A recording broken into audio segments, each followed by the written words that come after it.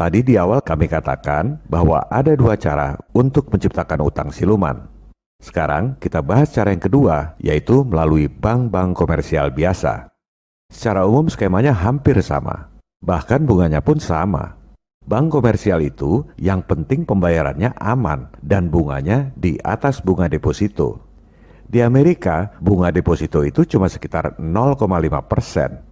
Jadi kalau Wall Street tawarkan bond 1,25%, pembayarannya aman karena back to back dibayar oleh negara pengutang. Bank masih untung 0,75%. Lebih besar untungnya dari yang punya duit, cuma dapat 0,5%. Bedanya hanya di pembukuan neraca. Bank-bank komersial itu nggak boleh bukukan uang dalam peredaran. Bank terima deposito dibukukan di bagian liabilitas. Lawannya adalah kas di bagian aset. Kalau nggak disalurkan sebagai kredit, banknya rugi karena harus bayar bunga deposito. Apalagi deposito hasil bailout $29 triliun akibat krisis subprime lending tahun 2008. Duit itulah yang dipakai buat kasih utang pada semua negara di dunia. Bank tinggal pindahkan dari kas ke bond, sama-sama di bagian aset. Pembukuannya pasti balance. Di audit pun sudah pasti wajar tanpa pengecualian. Cara kedua ini yang sebenarnya lebih banyak dilakukan. Fed memang terbitkan uang baru untuk kasih utang pada pemerintah Amerika. Kalau untuk kasih utang pada Indonesia, Fed nggak perlu terbitkan uang baru. Cukup pindahkan dari aset kas ke aset bond, sama persis dengan bank-bank komersial ini.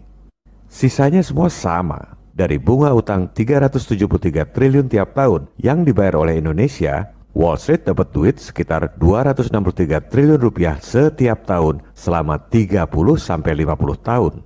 Bank-bank komersial dapat duit 110 triliun rupiah dipotong buat bayar deposito nasabah, bank masih untung sekitar 66 triliun rupiah tiap tahun selama 30-50 tahun dan bisa diperpanjang.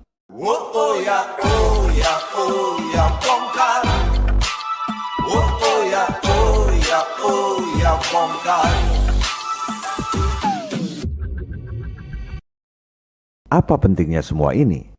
Rakyat lapar, Pak. Gegara pandemi, kerja susah, cari duit susah, bernapas pun dibikin susah, harus pakai masker.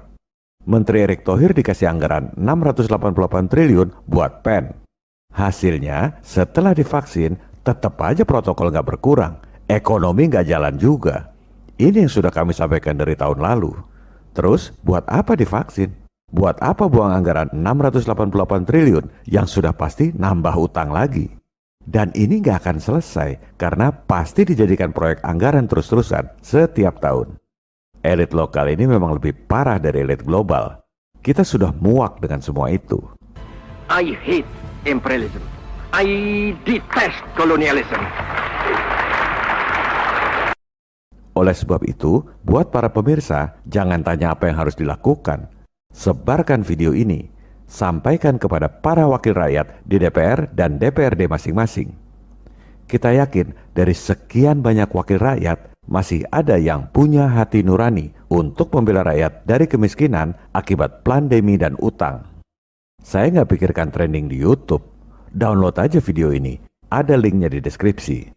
Sebarkan video hasil download kepada semua anggota DPR dan DPRD, juga kepada semua akademisi di Indonesia, serta tokoh-tokoh masyarakat.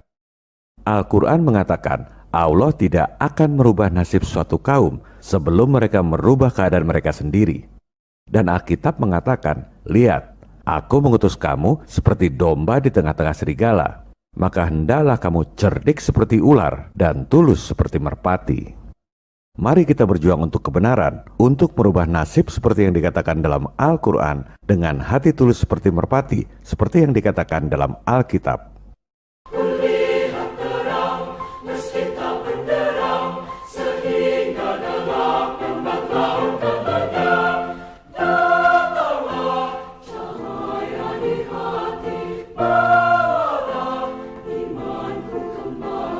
Pada episode 32 mendatang, kita akan bahas cara bayar utang 6.000 triliun dalam sehari untuk meringankan beban rakyat dan untuk memajukan Indonesia kita tercinta. Buat para pemirsa dari negara-negara lain seperti Malaysia, Singapura, Jepang, dan juga Amerika, skema bayar utang yang akan kami sampaikan pada episode mendatang itu juga bisa dilakukan oleh tiap negara di dunia.